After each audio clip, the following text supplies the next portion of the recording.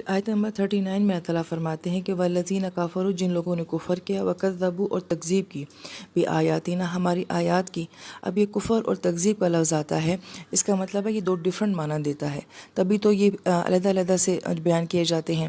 تو کفارہ کا مطلب جیسے ہم نے پیچھے جان لیا کسی چیز کو چھپانا، اور کذب کا مطلب یہ ہوتا ہے کہ کسی چیز کو محض چھپایا نہیں جاتا، کسی چیز کو جب آپ تسلیم نہیں کرتے ہیں تو پھر اس کے خلاف جو ہے آپ دشمنی بھی کریں اور عملی طور پہ کوئی کام بھی کریں تو گویا کہ یہ تکذیب ہوتا ہے۔ جیسے کہ مکہ کے کافروں نے صرف یہ نہیں کیا کہ نبی علیہ السلام کی بات کو نہیں مانا، ٹھیک ہے کافر ہو گئے، مگر تکذیب کا کیا مطلب ہے کہ نبی علیہ السلام کے خلاف سازشیں بھی کی۔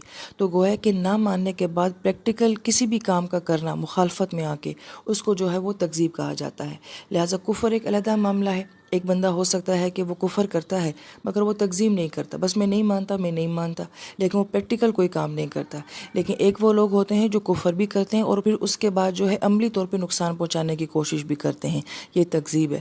لہٰذا یہ دونوں ڈفرینٹ معنی دیتے ہیں۔ یہ لوگ جو ہیں اصحاب النار، یہ آگ والے ہیں، ہم فیہا خالدون، یہ اس میں ہمیشہ رہیں گے۔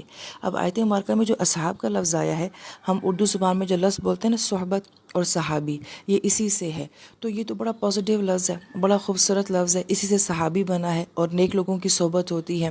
تو جب یہ آگ کے ساتھ آتا ہے تو مفسرین کرام فرماتے ہیں یہ بطور طنز آتا ہے کہ تم نیک لوگوں کی صحبت اختیار کر کے، قرآن کی صحبت اختیار کر کے، جن لوگوں نے صحابیوں جیسا مقام حاصل کیا، تم بھی کوئی مقام حاصل کر سکتے تھے، مگر تم نے صحبت اختیار کی بھی تو کس کی آگ کی ساتھی بنایا بھی تو کس کو بنایا، آگ کو بنایا۔